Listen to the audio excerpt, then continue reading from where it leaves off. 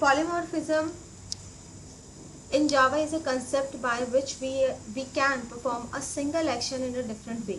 Polymorphism का मतलब ही यही होता है कि हम एक ही मतलब टास्क को हम अलग अलग तरीके से हम कर सकें. इसमें जो हमने पहले क्लासेस में मेथड ओवरलोडिंग और मेथड ओवरराइडिंग करी थी, वो भी हमारा पॉलीमॉर्फिज्म का ही एग्जांपल था. ठीक है, जिसमें हम क्या कर रहे थे, डिफरेंट टाइप से हम मेथड्स को यूज़ कर रहे थे. मतलब नाम सेम होगा बट उनका परफॉर्मेंस जो होगा वो अलग अलग टाइप का था.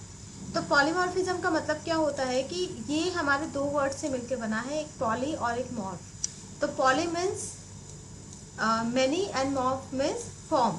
ठीक है, तो मतलब बहुत सारे फॉर्म्स इसके हो गए, तो इसके लिए इसको पॉलीमॉर्फिज्म का मतलब होता है many forms. There are two type of polymorphism in Java. Compile time polymorphism और run time polymorphism. दो तरह के polymorphism होते हैं, compile time और run time. We can perform the polymorphism in Java. अब ये compile time और run time जो polymorphism है वो हम method overloading और method overriding की हेल्प से हम देखेंगे. ठीक है, अब मेथड ओवरलोडिंग मैं पहले भी बता चुकी हूँ कि अगर एक क्लास के अंदर सेम नाम से आपने मल्टीपल मेथड्स अगर आपने बनाए हैं तो उसको हम बस उसमें चेंज क्या होगा, type of arguments and number of arguments. ठीक है, नंबर ऑफ आर्गुमेंट्स या टाइप ऑफ आर्गुमेंट्स अगर आपने चेंज कर दिए तो वो मेथड ओवरलोडिंग होती है. जैसे हमने सम नाम का फंक्शन बनाया था, ऐड नाम का फंक्शन बनाया था, जो ऐड कर रहा था, आप 2 नंबर पास कर रहे थे तब भी 3 नंबर पास कर रहे थे, 4 नंबर पास कर रहे थे, तो वो ऐड कर रहा था. और मेथड ओवरराइडिंग हमारी कहाँ यूज़ होती है, ये हमारा जब हम इनहेरिटेंस करते हैं, यानी कि एक क्लास जब दूसरी क्लास को इनहेरिट करती है तो पेरेंट क्लास का जो मेथड है वो सेम मेथड सेम सिग्नेचर के साथ अगर हमारा चाइल्ड क्लास के अंदर भी हो तो वो हमारा एग्जाम्पल होता है मेथड ओवरराइडिंग का. यानी कि पेरेंट और चाइल्ड दोनों ही सेम नेम के सेम सिग्नेचर के मेथड यूज़ कर रहे हैं, बस उसके अंदर जो इम्प्लीमेंटेशन है वो डिफरेंट होती है. ठीक है, अब हम जावा पॉलीमॉर्फिज्म मतलब जो रन टाइम पॉलीमॉर्फिज्म है हम उसको देखेंगे कि रन टाइम पॉलीमॉर्फिज्म क्या है, हम उन्हीं कंसेप्ट को यूज़ करेंगे. तो रन टाइम पॉलीमॉर्फिज्म को हम डायनामिक मेथड डिस्पैच भी कहते हैं. Is a process in which call of an overridden method to resolve at run time rather at the compile time. यानी कि यहाँ पे रन टाइम पॉलीमॉर्फिज्म का मतलब क्या है कि रन टाइम पे हमारा कौन सा मेथड कॉल होगा. जैसे मान लो मेथड ओवरराइडिंग की बात करते हैं, तो ओवरराइडिंग में क्या हो रहा है कि हमारी एक पेरेंट क्लास है और एक हमारी चाइल्ड क्लास है. ठीक है, पेरेंट क्लास में भी सेम नाम का मेथड है, चाइल्ड क्लास में भी हमारा सेम नाम का मेथड है. लेकिन जब हम उसको कॉल करते हैं तो कॉल करते हुए हमारा कौन सा मेथड रन होता है, हम उस चीज़ को अभी हम रन टाइम पॉलीमॉर्फिज्म में देखेंगे. In this process, the overridden method is called through the reference variable. हमारा कोई एक रेफरेंस वेरिएबल होता है जिसके थ्रू से हम कोई भी मेथड जो है उसको कॉल करते हैं. तो determine of the method to be called based on the object being referred to the reference variable. अब यहाँ पे क्या होता है कि जो रन टाइम पॉलीमॉर्फिज्म होता है उसमें हम ये नहीं देखते कि रेफरेंस वेरिएबल कौन सी क्लास का है, हम ये देखेंगे कि जो ऑब्जेक्ट है, रेफरेंस वेरिएबल ने जिस ऑब्जेक्ट को होल्ड कर रखा है वो ऑब्जेक्ट किस क्लास का है, उसी क्लास का जो मेथड होता है वही कॉल होगा रन टाइम पॉलीमॉर्फिज्म में. इसको हम क्या कहते हैं, इसको सॉल्व किया जाता है अपकास्टिंग के थ्रू से. अपकास्टिंग का मतलब क्या है, reference variable of the parent class और उसके अंदर क्या है, object of child class. Parent class का रेफरेंस वेरिएबल होगा और चाइल्ड क्लास का ऑब्जेक्ट होगा. If the reference variable of the parent class refer to the object of the child class, it is known as a upcasting. ठीक है, parent के reference variable में child का object होना. एग्जाम्पल देखें, मान लो एक क्लास है हमारे पास बाइक नाम की. ठीक है, एक और क्लास हमने बना लिया स्प्लेंडर नाम का. ओके, बाइक के अंदर हमारा एक मेथड है रन. ओके, और स्प्लेंडर क्लास के अंदर भी सेम मेथड है रन. और स्प्लेंडर क्लास ने जो चाइल्ड क्लास है उसने पेरेंट क्लास को एक्सटेंड कर रखा है, इनहेरिट कर लिया बाइक क्लास को. ओके, अब इसमें अपकास्टिंग कैसे होगी, जब ऑब्जेक्ट बनेगा. तो यहाँ पे जो ऑब्जेक्ट बन रहा है bike b equals to new Splendor, यानी कि यहाँ पे बी जो रेफरेंस वेरिएबल है वो किसका बन रहा है, बाइक क्लास का यानी कि पेरेंट क्लास का. और जो यहाँ पे ऑब्जेक्ट बन रहा है न्यू करके वो किसका बन रहा है, चाइल्ड क्लास का. ठीक है, तो इस लाइन को हम अपकास्टिंग कहेंगे। इस अपकास्टिंग से जब हमारा रन मेथड कॉल होगा तो आपको क्या लगता है कि चाइल्ड क्लास का कॉल होगा या पेरेंट क्लास का कॉल होगा? चाइल्ड क्लास का। क्यों? मेन मेथड तो हम चाइल्ड क्लास को कर रहे हैं ना। हाँ, क्योंकि यहाँ पे चाइल्ड क्लास का इसलिए कॉल होगा क्योंकि इसके अंदर जो ऑब्जेक्ट है वो चाइल्ड का है, तो इसलिए चाइल्ड क्लास का ही फंक्शन कॉल होगा। ठीक है, यहाँ पे हम रेफरेंस वेरिएबल नहीं देखते, हम ऑब्जेक्ट देखते हैं जिसका ऑब्जेक्ट होगा। तो इस तरह से हमारा क्या है, इसको हम रन टाइम पॉलीमॉर्फिज्म कहते हैं। रन टाइम पॉलीमॉर्फिज्म क्यों? देखो, हमारा जो प्रोग्राम रन करता है वो दो जगह पे हमारा एक चेक होता है, एक होता है कंपाइल टाइम पे चेक और दूसरा होता है रन टाइम पे चेक। ठीक है, तो अभी पहले मैं प्रोग्राम बना देती हूँ, फिर मैं आपको इसके बारे में समझाऊंगी।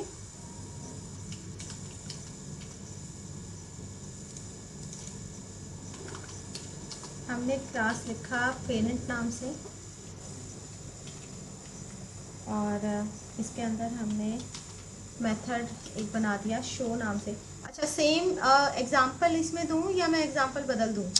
कोई कंफ्यूजन तो नहीं होगी? मैंने यहाँ पे एग्जांपल बदल दिया।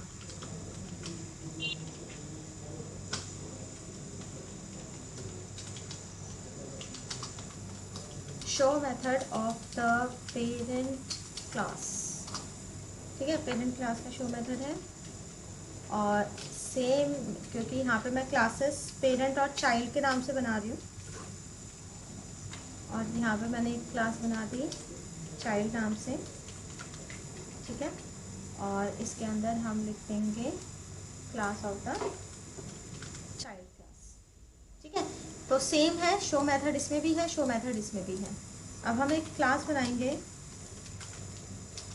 टेस्ट और अब इसके अंदर हम ऑब्जेक्ट क्रिएट करेंगे। पहले रेफरेंस वेरिएबल एंड ऑब्जेक्ट, इसको सेव कर देते हैं। तो अपकास्टिंग के नाम से मैं सेव कर देती हूँ, अपकास्टिंग 1.java। तो अब यहाँ पे जो रेफरेंस वेरिएबल बनेगा वो पेरेंट का बनेगा। तो पेरेंट का हमने p1 नाम से एक रेफरेंस वेरिएबल ले लिया। सॉरी, पहले हमें मेन मेथड बनाना है। तो public static void main string args। अब हम रेफरेंस, ये यहाँ पे हमारा रेफरेंस वेरिएबल बना पेरेंट p1 इक्वल्स टू, यहाँ पे जो ऑब्जेक्ट बनाएंगे वो हम बनाएंगे चाइल्ड का। ठीक है, ये हो गई अपकास्टिंग। अब यहाँ से जो p1 है, p1 से हम शो, जो फंक्शन है, जो शो मेथड है, हम उसको कॉल करेंगे। अब ये देखा जाइए, इसको कॉल कर रहा है या इसको कॉल करेगा? हमारा यहाँ से CLD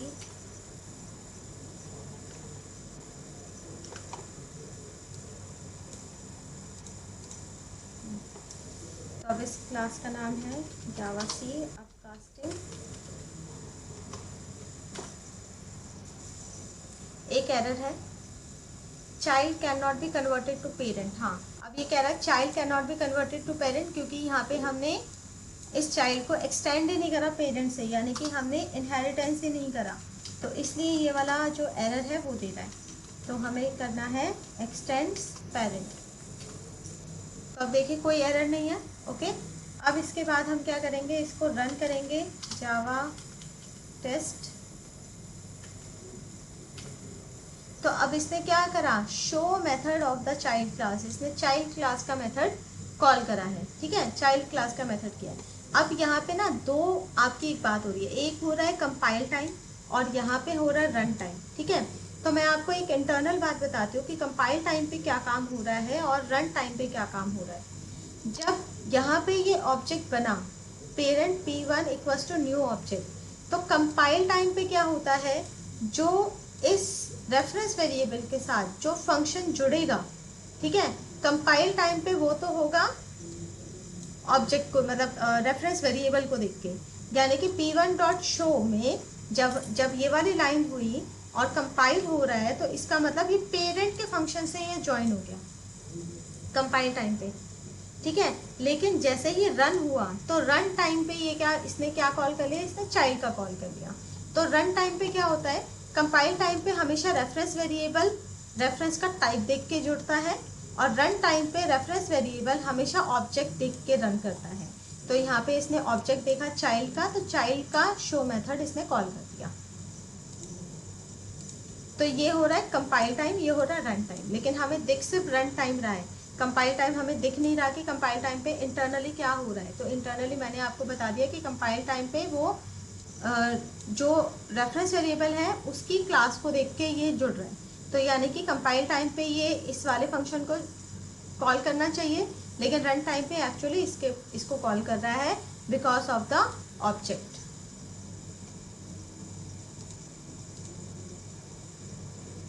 ठीक है। अब इसी तरह से जैसे अगर हमने जावा रन टाइम पॉलीमॉर्फिज्म, जैसे मैंने बैंक का एग्जांपल दिया था जब हम ये ओवर रिटर्न का एग्जांपल कर रहे थे, मेथड ओवरराइटिंग का, तो यहाँ पे हमने एक एग्जांपल लिया था कि एक बैंक हमारा पेरेंट क्लास है, जैसे हमने आरबीआई का लिया था, फिर एसबीआई, आईसीआई और एक्सिस बैंक हमारे चाइल्ड क्लास हो गए, और इसमें गेट रेट ऑफ इंटरेस्ट जो था वो हमारे बैंक ने यानी कि आरबीआई ने एक मेथड बना दिया था, और वही मेथड सभी चाइल्ड क्लास में है। तो सभी चाइल्ड क्लास ने क्या करा, अपने अपने तरीके से उस मेथड में रेट ऑफ इंटरेस्ट पुट करा। ठीक है, किसी ने 10%, 15%, किसी ने 8%, तो डिफरेंट अपने अकॉर्डिंग इसने रेट ऑफ इंटरेस्ट पुट करा। तो यहाँ पे भी एग्जांपल वही है, इसने रिटर्न करा 8.4, 7.3, 9.7। बट अब इसमें पॉलीमॉर्फिज्म कैसे आता है, तो मतलब उस एग्जांपल में जब हम ओवरराइट कर रहे थे, तो ओवरराइट में हम क्या कर रहे थे कि ऑब्जेक्ट भी उसी का ही हो रहा था और उसका रेफरेंस वेरिएबल दोनों ही सेम क्लास के थे। एग्जांपल अगर मैं ओपन करूं इसको, तो हम ओवरराइट का एग्जांपल कर रहे थे, इसको हम ओपन करके देख सकते हैं। यस, यही वाला है।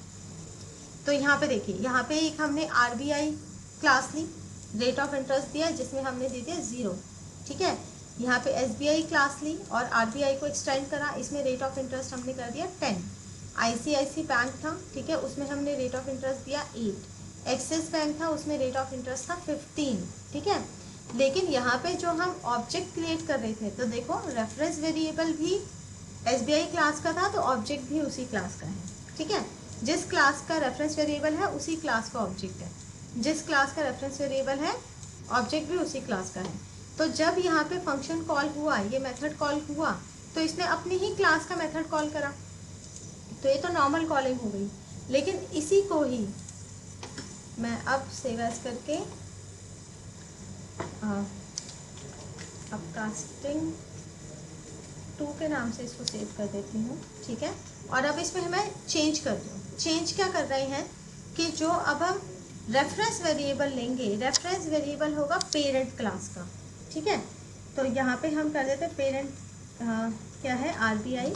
आरबीआई का मैंने R1 ले लिया एक रेफरेंस वेरिएबल, और अब जो यहाँ ऑब्जेक्ट बनेगा वो R1 का बनेगा, मतलब R1 से R1 के अंदर हम स्टोर कर रहे हैं, और लेकिन ऑब्जेक्ट इसमें अलग अलग क्लास का बन रहा है। और सेम अब हम क्या करेंगे, R1 से इन फंक्शन को कॉल करेंगे। ठीक है, लेकिन अभी जो हमने कॉल करा, अभी R1 तो एक ही रेफरेंस वेरिएबल है, उस रेफरेंस वेरिएबल के अंदर अभी एसबीआई है, तो हम इसके बाद ही जस्ट इसको कॉल कर लेंगे।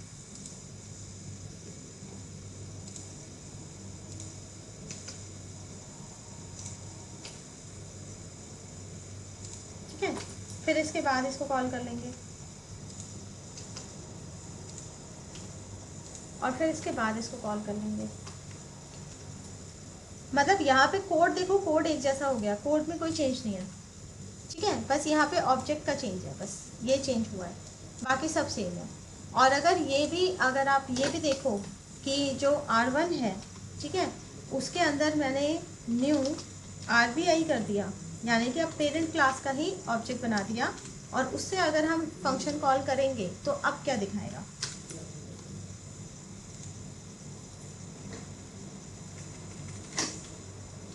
तो अब देखो, पहले इसने 0% दिखाया, फिर 10% दिखाया, फिर 8% दिखाया, 15% दिखाया।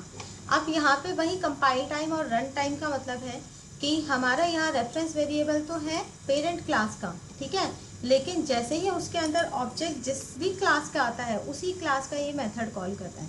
तो यहाँ RBI था तो पहले फंक्शन में ये 0%, यहाँ SBI था तो ये 10%, यहाँ ICIC था तो 8%, यहाँ एक्सेस था तो 15% दिखा रहा है। तो जैसे ऑब्जेक्ट होगा उसके अकॉर्डिंग ये फंक्शन को कॉल करेगा।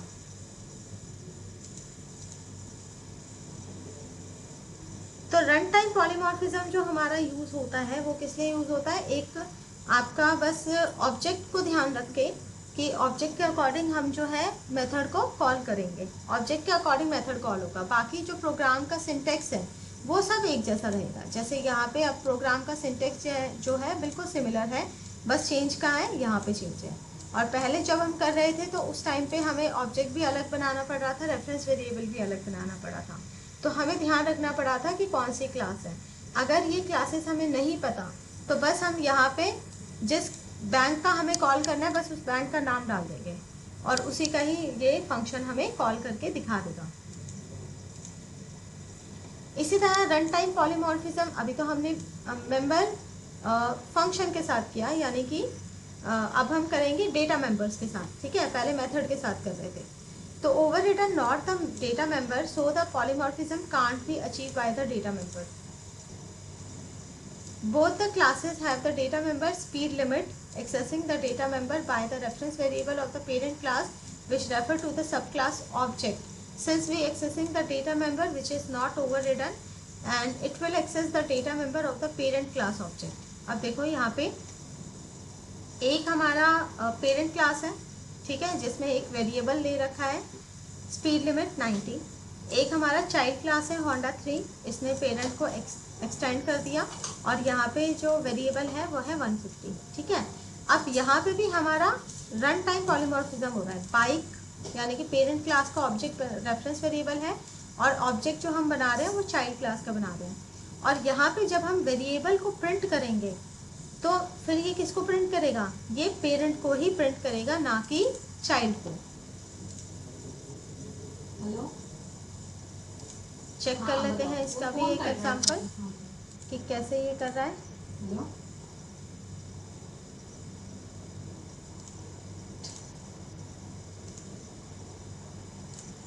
हम पेरेंट चाइल्ड वाला ही ले लेते हैं, अब कास्टिंग 1 वाला ही।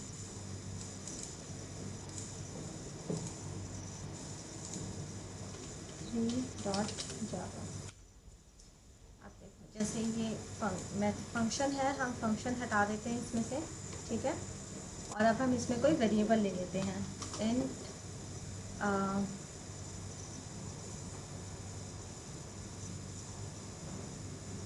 Value.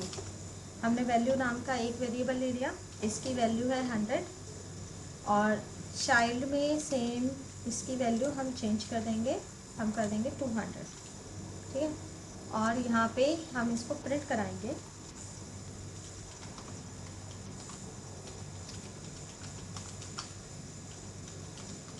The value is plus हम किससे P1 डॉट वैल्यू, ठीक है। P1 से जो वैल्यू को हमने कॉल कराया, अब ये क्या कॉल करेगा?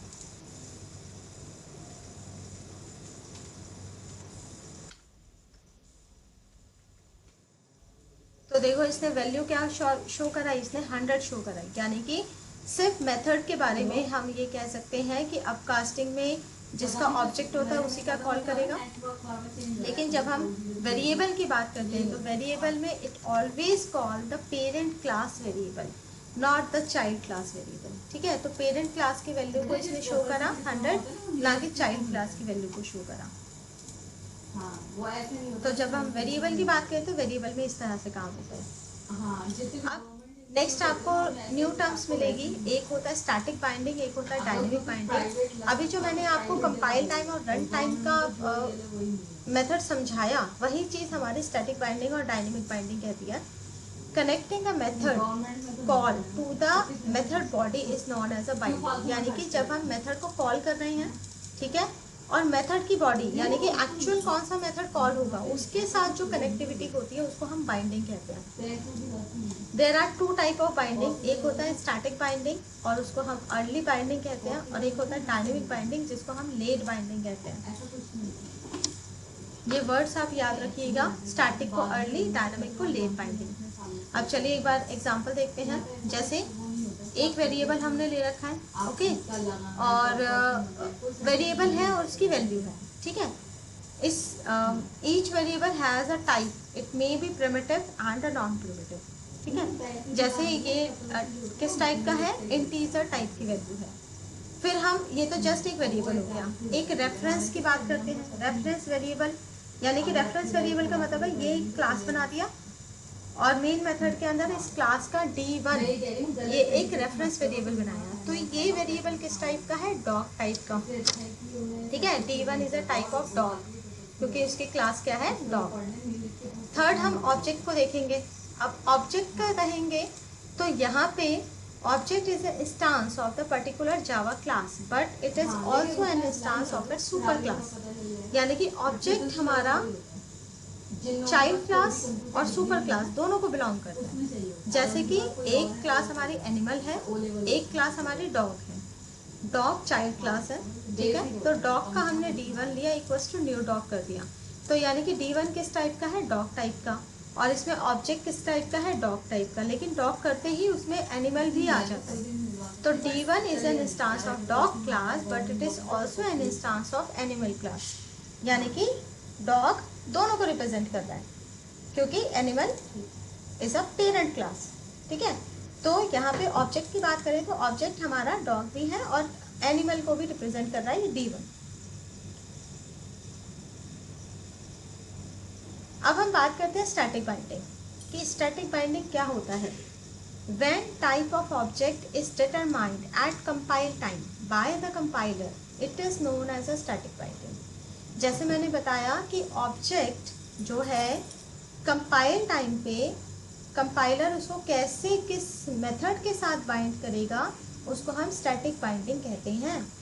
If there is any private final static method in the class, अगर कोई एक क्लास है जो कोई एक मेथड है जो स्टैटिक है, ठीक है, फाइनल है और प्राइवेट है, तो वो स्टैटिक बाइंडिंग है, यानी कि वो फिक्स्ड है, ठीक है।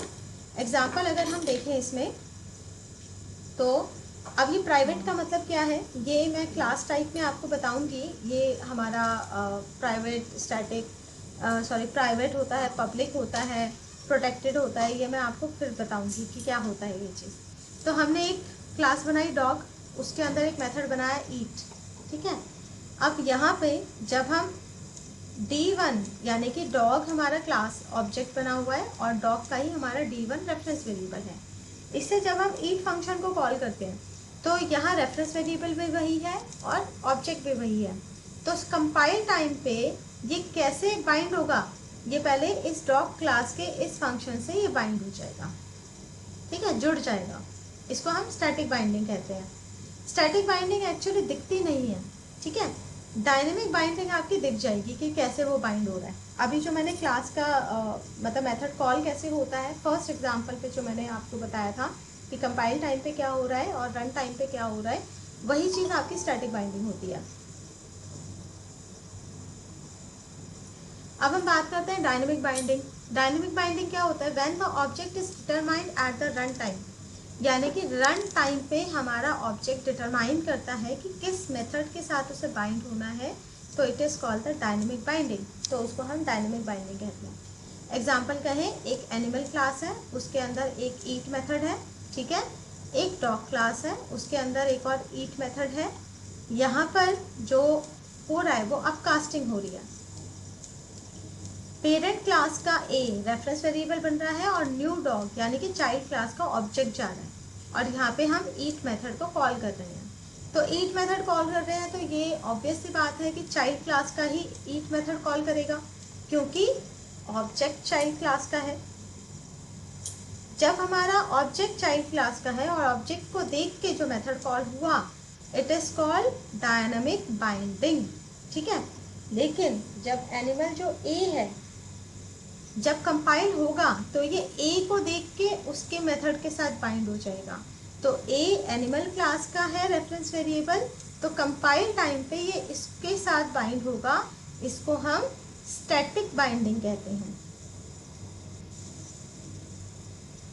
ये कंसेप्ट है बस समझने के लिए, ठीक है। स्टैटिक बाइंडिंग क्या होता है, डायनेमिक बाइंडिंग क्या होता है, ये सब कंसेप्ट होगा। अभी जैसे मैंने जो अपकास्टिंग फर्स्ट जो एग्जांपल आपको दिया था, उसमें जो हमारा बाइंडिंग होती है, मतलब उसमें जो आपका ऑब्जेक्ट कॉल हो रहा है, उसमें जो कंसेप्ट है वही चीज़ स्टैटिक और डायनेमिक बाइंडिंग है।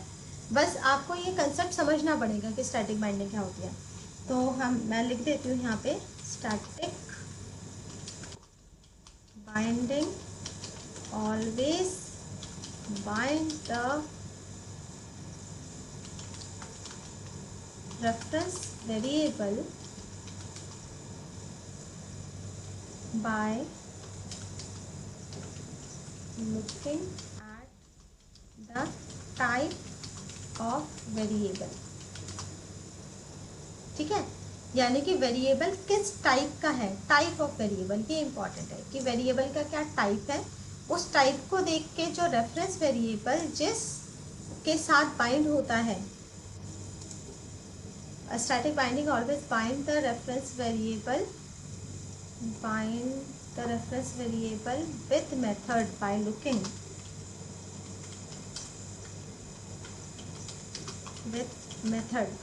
at the type of variable।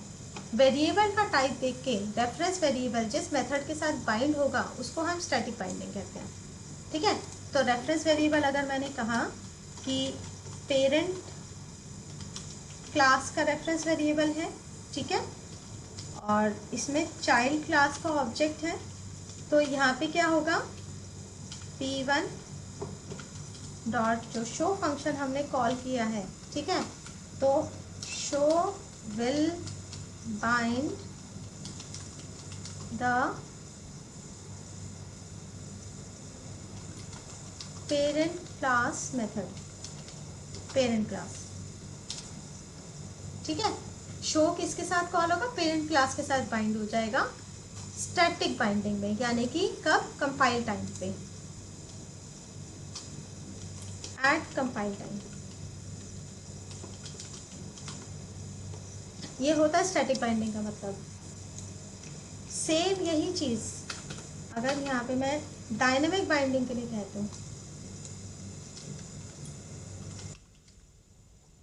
always bind the reference variable with method by looking at the type of object। अब यहाँ पे हम क्या बात करेंगे, यहाँ पे बस ऑब्जेक्ट की बात आएगी कि ऑब्जेक्ट को देख के वो होगा।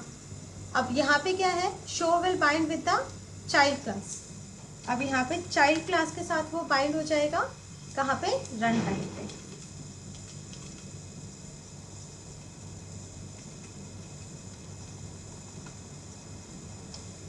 ठीक है। डिफरेंस समझ में आया।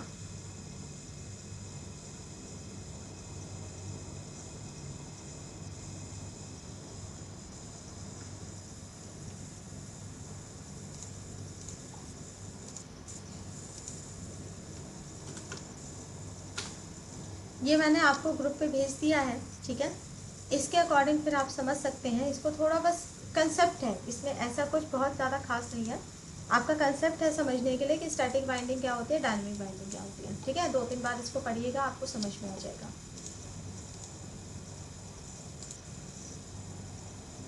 अब एक लास्ट टॉपिक बचा है जिसको हम इंस्टांस ऑफ कहते हैं, और इंस्टांस ऑफ भी हमारा यही रन टाइम पॉलीमॉर्फिज्म से रिलेटेड है।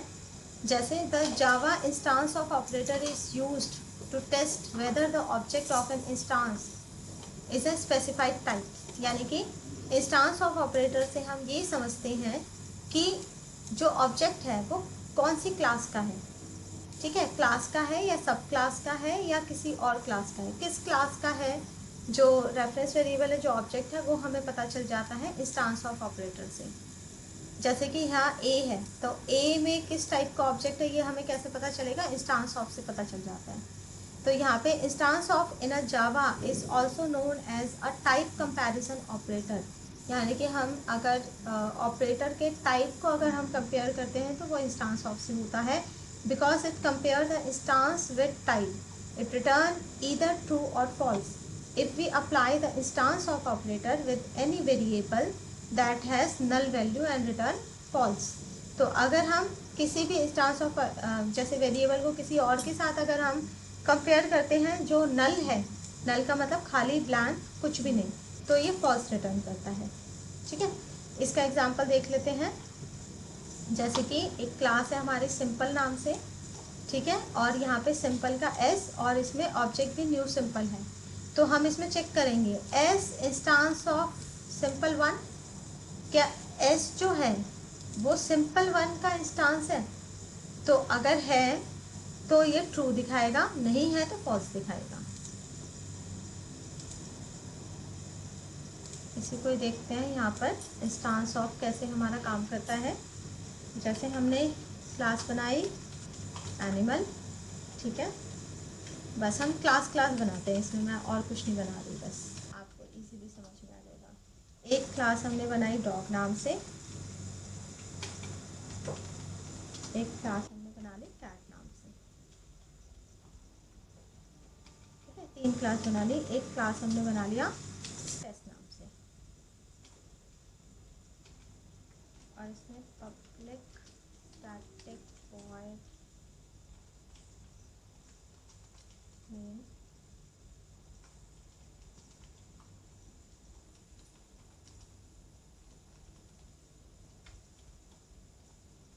अब यहाँ पे हम चेक करते हैं कि हम एक क्या बना रहे हैं। जो हमारा डॉग है, डॉग का हम एक रेफरेंस वेरिएबल बनाते हैं दैट इज D1, और इसमें हम कर देते हैं न्यू डॉग। ठीक है, अब हम चेक करेंगे instance of system dot out dot println, और हम क्या चेक करेंगे, D1 इंस्टांस ऑफ डॉग। ठीक है, तो इंस्टांस नाम से हम इंस्टांस को मैंने कई बना रखे हैं, और इंस्टांस ऑपरेटर के नाम से हम इसको बना रहे हैं डॉट जावा। अब इसको चेक करते हैं, जावा सी इंस्टांस ऑपरेटर जावा, ठीक है, और जावा टेस्ट। तो इसने क्या आंसर दिया, इसने आंसर दिया ट्रू। ठीक है, अब यही चीज़ अगर मैं यहाँ पर ये चेक करूँ, क्या ये D1 कैट से बिलोंग करता है, मतलब कैट का है, तो क्या आउटपुट देगा ये। पहले तो D1 dog can not converted, इसने वैसे कंपाइल टाइम पे ही इसने क्या कर दिया, इसने एरर दे दिया, can not be converted to cat. ठीक है, कि ये कैट से आपका कन्वर्ट नहीं हो सकता, तो इसने कंपाइल टाइम पे ही आपको एरर दे दी कि ये चीज़ प्रॉब्लम है। लेकिन अब मैं एक काम करते हैं, हम यहाँ पे एक काम करते हैं कि यहाँ पर हम बना लेते हैं इनहेरिटेंस। ठीक है, इनहेरिटेंस बना के फिर चेक करते हैं। जैसे कि possibility of the down casting with the instance of, ये डाउन कास्टिंग गलत दिखा रहा है, मैं यहाँ पे एक्सटेंड्स कर देती हूँ एनिमल, फिर इसमें हम एक्सटेंड्स कर देते हैं डॉग। ठीक है, अब देखो, अब इसमें क्या एरर देगा, क्या एरर देगा ये, तो देखो अब इसने कोई एरर नहीं दिया। क्यों एरर नहीं दिया, क्योंकि जब वो ऑब्जेक्ट बनता है तो ऑब्जेक्ट के साथ क्या होता है, पेरेंट भी ऐड हो जाते हैं। ठीक है, तो अब हम यहाँ पे तो इसने एरर नहीं दिया, लेकिन जब इसको रन करेंगे तो क्या बता रहा है, ये फॉल्स बता रहा है, क्योंकि D1 डॉग का है और ये कैट को बिलोंग नहीं करता है, इसलिए इसमें आंसर आ रहा है इसका आंसर आ रहा है ट्रू और इसका आंसर आ रहा है फॉल्स। ठीक है, अब एक और एक्सपेरिमेंट करते हैं। चलो, हमने लिया एक एनिमल क्लास का A1 यानी कि पेरेंट क्लास का है, और इसके अंदर हम जो ऑब्जेक्ट बना रहे हैं वो इसका बना रहे हैं। ठीक है, कैट का। और अब हम ये पूछते हैं क्या A1 कैट क्लास को बिलोंग करता है? तो अब देखो इसने क्या बताया, इसने बताया ट्रू, क्योंकि कैट क्लास को बिलोंग करता है, क्योंकि ऑब्जेक्ट क्या है, कैट। ठीक है, अब यही चीज अगर मैं इसमें A1 को अगर एनिमल कहूँ, सेम चीज A1 को हम एनिमल अगर करते हैं तो फिर क्या दिखाएगा ये? तो अब क्या बता रहा है, ये एनिमल को भी ट्रू बता रहा है और कैट को भी ट्रू बता रहा है। ठीक है, क्योंकि A1 जो है क्या है, हमारा इंस्टांस ऑफ एनिमल, क्योंकि जब हमारा जब ऑब्जेक्ट बनता है चाइल्ड क्लास का तो उसके साथ पेरेंट का भी बन जाता है, तो इसलिए इसने इसका आंसर क्या बताया, ट्रू, और इसका भी आंसर बताया ट्रू। तो अभी हम सिर्फ इंस्टांस ऑफ चेक कर रहे हैं। ठीक है, तो यहाँ पे एनिमल को भी बताया क्योंकि ये पेरेंट है, और यहाँ पे कैट को बताया क्योंकि ये कैट क्लास का ही इसमें ऑब्जेक्ट है। अब हम डाउन कास्टिंग देखते हैं। अब डाउन कास्टिंग क्या होती है? अप कास्टिंग तो हमने देख लिया, डाउन कास्टिंग कैसे होती है? तो एक क्लास हुई हमारे एनिमल जो कि पेरेंट है, एक क्लास हुई हमारे डॉग जो कि चाइल्ड है, और पेरेंट को इसने एक्सटेंड कर रखा है। अब यहाँ पे हम क्या कर रहे हैं, डाउन कास्टिंग के लिए हमें जो रेफरेंस वेरिएबल है उसको उसी के ऑब्जेक्ट में स्टोर करना पड़ेगा। इसको हम डाउन कास्टिंग कहते हैं। तो डॉग 3 जो हमारा ये चाइल्ड है उसका ही एक रेफरेंस वेरिएबल बनाया, और जो A है उसको हमने डॉग में ही स्टोर कर दिया, और A क्या था, एनिमल का था, मतलब पेरेंट क्लास का रेफरेंस वेरिएबल था। तो पेरेंट क्लास के रेफरेंस वेरिएबल में चाइल्ड क्लास का ऑब्जेक्ट होना इज अपकास्टिंग, और पेरेंट क्लास के ऑब्जेक्ट मतलब रेफरेंस वेरिएबल को चाइल्ड के ऑब्जेक्ट में दोबारा से स्टोर करना इज डाउन कास्टिंग।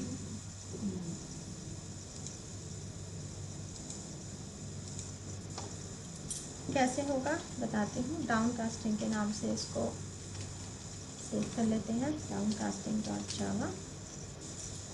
देखो अब यहाँ पे जो हो रहा है वो हो रहा है अप कास्टिंग, सॉरी ये अप कास्टिंग नहीं होगी, अप कास्टिंग यहाँ हो रही है। ठीक है, ये अप कास्टिंग हो रही है, यानी कि ऑब्जेक्ट किसका है, चाइल्ड का, रेफरेंस वेरिएबल किसका है, पेरेंट का। अब हम इसको दोबारा से डाउन कास्ट करते हैं। तो डाउन कास्ट करने के लिए क्या है, कैट है ना, तो हम कैट का एक रेफरेंस वेरिएबल बनाएंगे, और इसमें हम क्या करेंगे, जो A1 है उसको स्टोर कर देंगे, यानी कि C1 इक्वल्स टू A1। लेकिन जो A1 है उसको हम क्या करेंगे, वापस कैट में कन्वर्ट कर देंगे। ठीक है, ये कन्वर्जन होती है। इसके आगे ये ब्रैकेट में ये क्लास लगाने से ना, तो A1 उसी क्लास में कन्वर्ट होके इसमें स्टोर हो जाता है। तो इसको हम क्या कहते हैं, इसको हम डाउन कास्टिंग कहते हैं।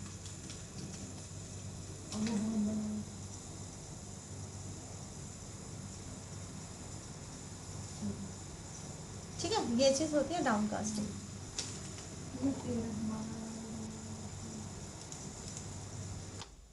तो यहाँ पे हमने यही कर रखा है, ये तो एक कंडीशन से चेक कर रखा है कि अगर ये इंस्टांस है डॉग का तो डॉग वाले में कन्वर्ट हो जाए। ठीक है, इसमें डाउन कास्ट हो जाए, और फिर हमने कोई मैसेज पास कर दिया यहाँ पे। इसमें भी अगर हम चेक करेंगे कि A1 के अंदर किसका ऑब्जेक्ट है, कैट का है या डॉग का है या किसका है, जिसका भी होगा हम उसी में उसको डाउन कास्ट कर देंगे। तो अभी कैट था तो कैट में हमने डाउन कास्ट कर दिया विदाउट एनी मतलब कोई कंडीशन बिना चेक करें, लेकिन हम कंडीशन चेक करके हम आगे करेंगे। तो आगे के एग्जाम्पल्स में आपको और अच्छे से समझ में आ जाएगा कि अपकास्ट और जैसे अपकास्ट तो समझ में आ गया होगा, तो डाउनकास्ट का और हम यूज़ कर लेंगे आगे।